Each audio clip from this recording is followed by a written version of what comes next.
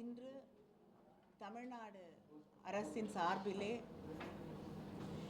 முதலமைச்சர் திரு விஜய் அவர்கள் அனைத்து எம்பிக்களின் கூட்டத்தை கூட்டி இன்று நடத்தியிருக்கிறார்கள். அந்த கூட்டத்திற்கு பெரும்பான்மையான நாடாளுமன்ற உறுப்பினர்கள் 37 பேர் கலந்து கொள்ளாத ஒரு நிலையிலே அந்த கூட்டம் இன்று நடத்தப்பட்டிருக்கிறது.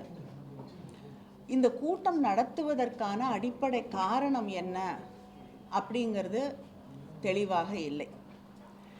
ஏன்னா இதே போல ஒரு கூட்டத்தை எங்களுடைய கழகத்தின் தலைவர் அண்ணன் தளபதி அவர்கள் முதலமைச்சராக இருந்தபொழுது 5/3/2025 நடத்தியிருக்கிறார்கள். டீலிமிட்டேஷன் பற்றி எல்லா கட்சிகளுடைய கருத்துக்களை தெரிந்து கொள்வதற்காக அவர் முதலமைச்சராக இருந்தபோது ஒரு கூட்டத்தை நடத்தியிருக்காங்க.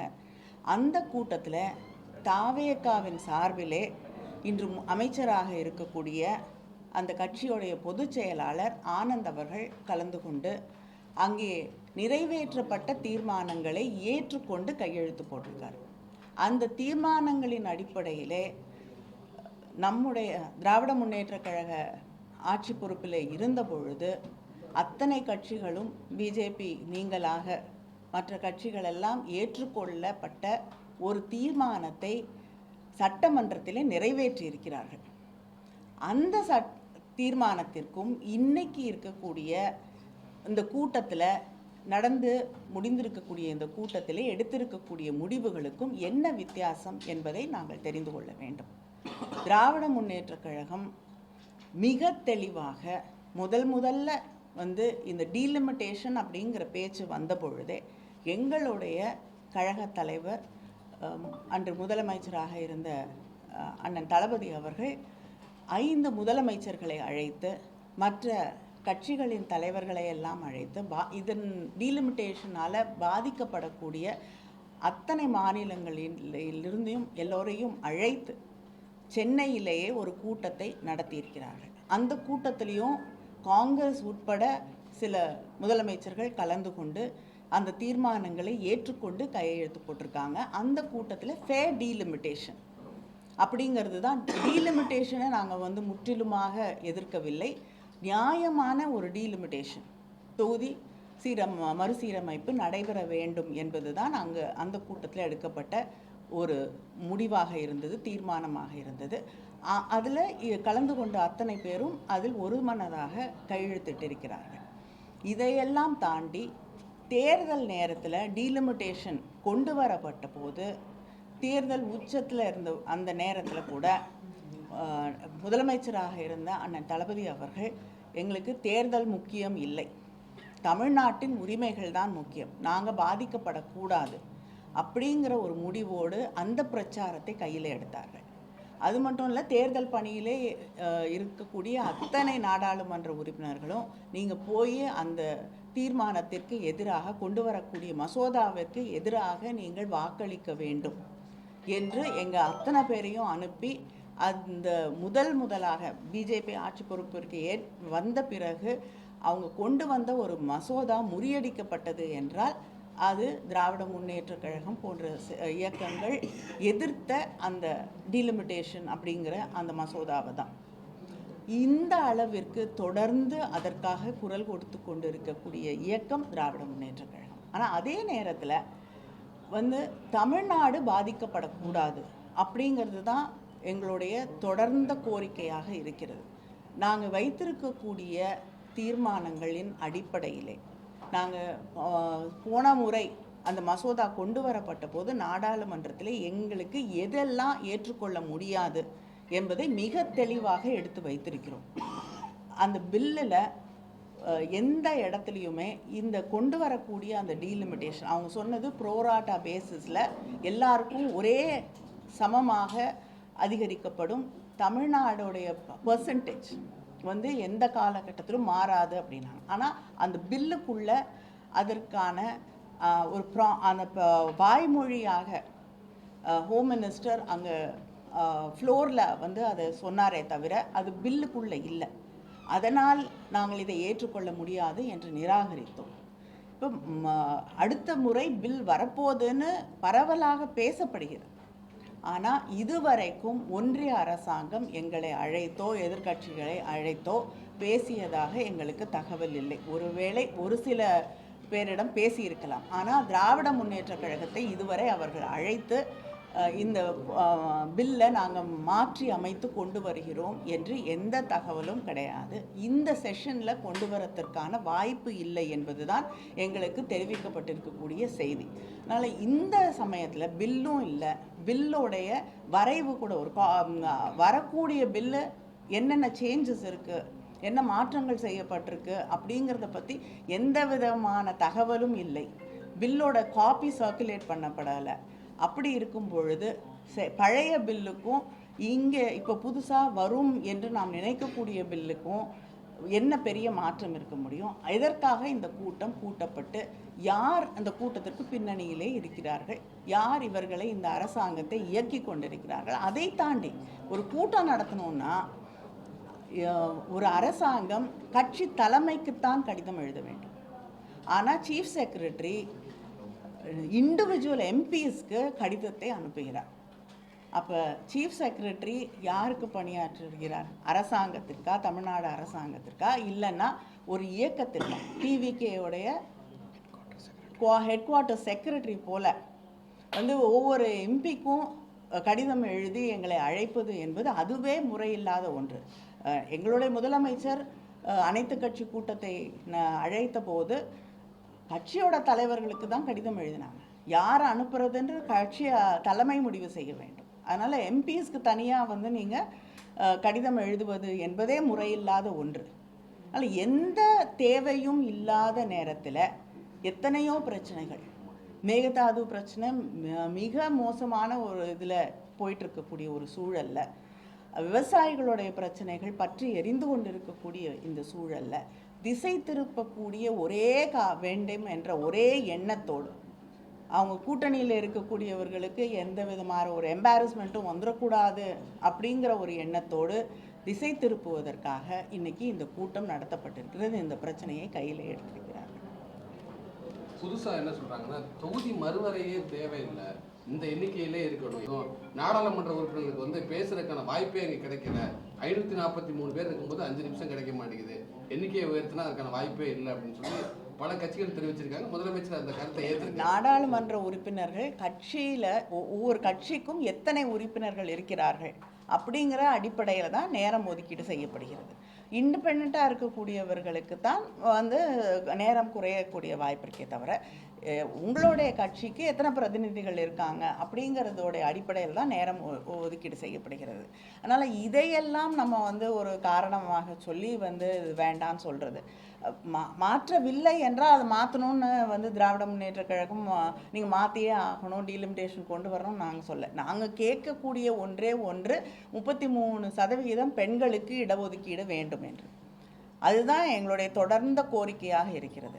ஆனால் சில இடங்களிலே கிட்டத்தட்ட சில தொகுதிகளில் 40 லட்சத்துக்கு மேலே அங்கே இருக்கக்கூடிய பாப்புலேஷன் இருக்கக்கூடிய ஒரு சூழலில் டீலிமிட்டேஷன் கொண்டு வரணும்னு நினைக்கக்கூடிய இதில் பாப்புலேஷன் பேஸஸ் மக்கள் தொகை அடிப்படையில் கொண்டு வந்தால் நமக்கு மிகப்பெரிய, முக்கியமாக தென் மாநிலங்களுக்கு மிகப்பெரிய ஒரு பாதிப்பு இருக்கும்.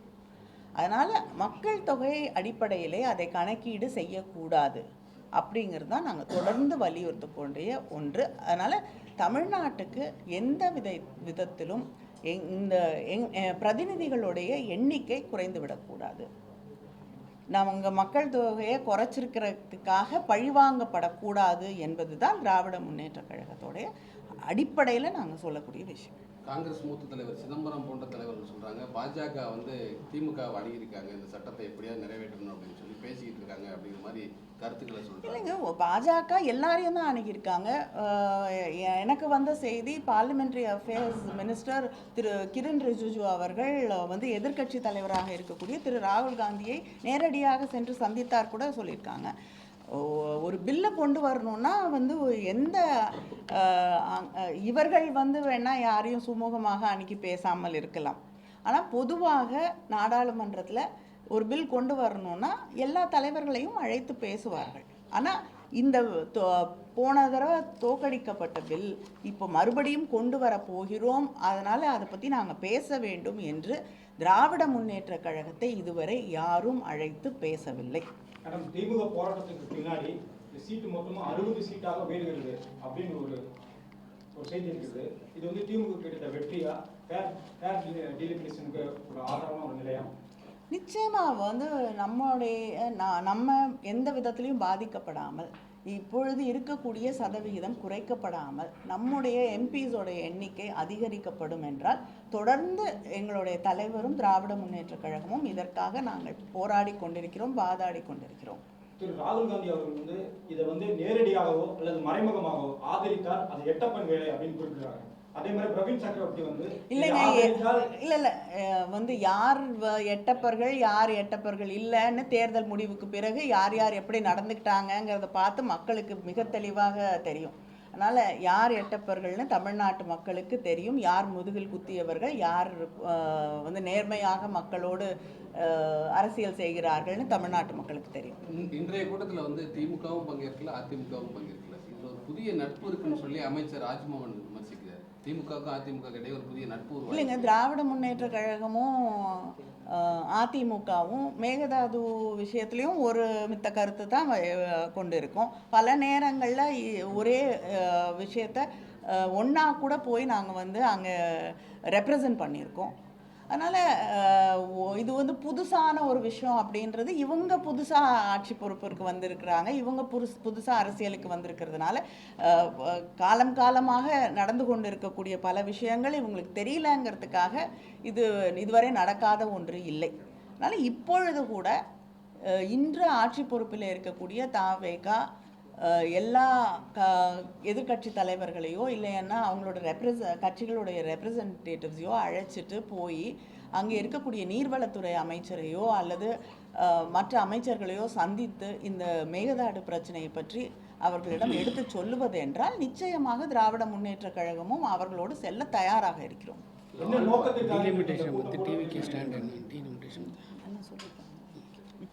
என்னங்க இன்றைக்கு வந்து தமிழக முதல்வர் கூட்டியிருக்கிற கூட்டம் என்ன நோக்கத்திற்காக நீங்கள் இல்லைங்க, திசை திருப்புறதை தவிர வேற எனக்கு எதுவும் தெரியல. சரி, நோக்கம் அப்படின்னா இது வரைக்கும் கூட்டம் நடந்து முடிஞ்சிருச்சு இல்லையா? ஏதாவது தீர்மானம் வெளியிட்டிருக்காங்களா? இல்லைன்னா முதல்வர் வந்து இந்த கூட்டத்தில் நாங்கள் இந்த முடிவெல்லாம் எடுத்திருக்கோன்னு வந்து சொன்னாங்களா? டிவிக்கோடைய ஸ்டாண்ட் என்ன ஏதாவது தெளிவுபடுத்தியிருக்காங்களா? அதனால என்ன நோக்கம்னு எங்களுக்கு தெரியல, அவங்களுக்காக தெரியுமான்னு எனக்கு தெரியல. அது அவங்களுக்கு தான் தெரியும். அது உங்களுக்கு தெரியறதுனால தான் என்ன கேட்குறீங்க.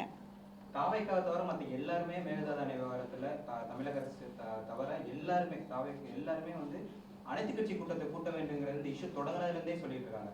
அதுக்கு கொஞ்சம் கூட செவி சாய்க்காம அவங்களுக்கு எதிர்கட்சி குரல்களில் கூட இல்லைங்க, அவங்க கூட்டணியில் இருக்கக்கூடிய சில பேருக்கு வந்து அது வந்து தர்ம சங்கடம் ஆயிடுங்கிற ஒரே காரணத்திற்காக அவங்க அந்த கூட்டத்தை கூட்ட மறுக்கிறார்கள். அவங்களுக்கு அந்த அளவுக்கு, அது மட்டும் இல்லாமல் விவசாயிகள் மீது அவங்களுக்கு இருக்கக்கூடிய அக்கறை என்னன்னு நமக்கு நல்லா தெளிவாக தெரியும். இதையெல்லாம் தாண்டி திசை திருப்பக்கூடிய எத்தனையோ விஷயங்கள் இன்னைக்கு நடந்துட்டுருக்கு. இதிலிருந்து திசை திருப்பி இன்னைக்கு திடீர்னு தனக்கு வந்து இந்த டீலிமிட்டேஷன் மேலே ஒரு அதை பற்றி அக்கறை இருக்குது அப்படின்னு சொல்லிக்கிற விதமாகத்தான் இந்த கூட்டம் நடத்தப்பட்டிருக்கிறது. அதுவும் முறைப்படி நடக்காத ஒரு கூட்டம் தான். பில்லு வருதா இல்லையானே தெரியல. இந்த செஷனில் வரத்துக்கான வாய்ப்பே கிடையாது. பில்லு வருதான்னு தெரியல. அந்த புதிய பில்லு என்னன்னு யாருக்குமே தெரியாது. அதில் என்ன இருக்குங்கிறது அது தெரிஞ்ச பிறகு தான் அதை நம்ம ஏற்றுக்கிறோமா, எதுக்குறோமா, நிராகரிக்க போகிறோமா அப்படின்னு அதை பற்றி நம்ம விவாதிக்க முடியும். நம்மளுடைய பார்ட்டி ஸ்டாண்ட் என்ன, அதை பற்றி அப்படிங்கிறது அந்த பில் என்னன்னு தெரிஞ்சால் தான் நம்ம முடிவு பண்ண முடியும். அப்படி இருக்கக்கூடிய ஒரு சூழலில் யாருக்குமே அது என்னன்னே தெரியாத ஒரு இதில் நம்ம அதை பற்றி விவாதித்து என்ன பயன் இருக்க முடியும்? தொகுதி மறுவரை தொடர்பாக வரும் சட்டமன்றம் இந்த கூட்டத்தொடர்லேயே வந்து சட்டமன்றத்தில் ஒரு தீர்மானம் நிறைவேற்றப்படுறதா சொல்றாங்க. தொகுதி மறுவரையே தேவையில்லை அப்படின்னு. இல்லை, இப்போ திமுக நிலைப்பாடு என்னவா இருக்கு? இல்லைங்க, இதுக்கு முன்னாடி கட்சிகள் வந்து ஆட்சி பொறுப்பில் இருக்கிறது மாறலாம். ஆனால் வந்து திராவிட முன்னேற்ற கழகம் ஆட்சி பொறுப்பில் இருந்த பொழுது தமிழக அரசு ஒரு தீர்மானத்தை கொண்டு வருகிறது, அது நிறைவேற்றப்படுகிறது. பல கட்சிகளுடைய ஆதரவோடு தான் அந்த தீர்மானம் நிறைவேற்றப்படுகிறது. அதுக்கு முன்னாடி நடந்த அனைத்து கட்சி கூட்டத்தில் தாவேகாலேருந்து வந்து கலந்து கொண்டு திரு ஆனந்த் அவர்கள் அந்த தீர்மானங்களை ஏற்றுக்கொண்டு கையெழுத்து போட்டிருக்கிறார். இப்பொழுது புதுசாக ஒரு தீர்மானம், பழைய தீர்மானம் இருக்குது, அந்த தீர்மானம் இருக்கும் பொழுது புதிதாக ஒரு தீர்மானம் கொண்டு வந்தால் அந்த தீர்மானத்தை நீங்கள் நிராகரிக்கிறீங்களா, அந்த தீர்மானத்தை எதிர்க்கிறீங்களா? எதற்காக ஒரு புதிய தீர்மானம், ஒரு தீர்மானம் கொண்டு வரப்பட்ட தீர்மானத்தை தாண்டி இன்னொரு தீர்மானம் கொண்டு வரணும்னா அதற்கும் இதற்கும் என்ன வித்தியாசம்? என்ன மாற்றிக்கிறீங்க? உங்களுடைய ஸ்டாண்டில் என்ன மாறுறீங்க? அது நீங்கள் தான் சொல்லணும். தொகுதி மறுவரையே தேவையில்லைங்கிற மாதிரி தீர்மானம் இல்லைங்க, போன தடவை கையெழுத்து போட்டீங்க, இந்த தடவை வேண்டான்னு சொல்றீங்கன்னா அதற்கான காரணங்கள் என்னன்னு நீங்க சொல்லணும். காங்கிரஸோட பிரவீன் சக்கரவர்த்தி வந்து இன்னைக்கு கேட்டிருக்காரு, இந்த கூட்டத்தில் நீங்க கலந்துக்காத வந்து பாஜக மீது பயமா அப்படின்னு கேட்டிருக்காரு. பிரவீன் சக்கரவர்த்தி எப்படி? அவரே சொல்றாரு ஆல் பார்ட்டி மீட்டிங் அப்படின்னாலே திமுக தான் எப்பயுமே. இல்லைங்க, தேர்தல் நேரத்துல திமுகவும் காங்கிரஸும் ஒன்னா போகக்கூடாது அப்படின்னு நினைத்த சில பேர் வந்து யாருக்காக அதையெல்லாம் செய்தார்கள் என்ற கேள்விகள் இன்னும் வந்து இருக்கத்தான் செய்து அதற்கான பதில்கள் இன்னும் கிடைக்கல. அவங்களெல்லாம் யார் இயக்குனாங்கன்னு தெரிஞ்சா நாங்கள் பதில் சொல்ல முடியும். காங்கிரஸ்க்காக இந்த கூட்டத்தை நடத்திருக்காங்க மேடம். தொகுதி மறுவரை கூட்டங்கிறது காங்கிரஸோட அழுத்தத்தினால நடத்திருக்கேன். நீங்க அவங்கள தான் கேட்கணும், ஆனா அவங்க பதில் சொல்ல மாட்டாங்க.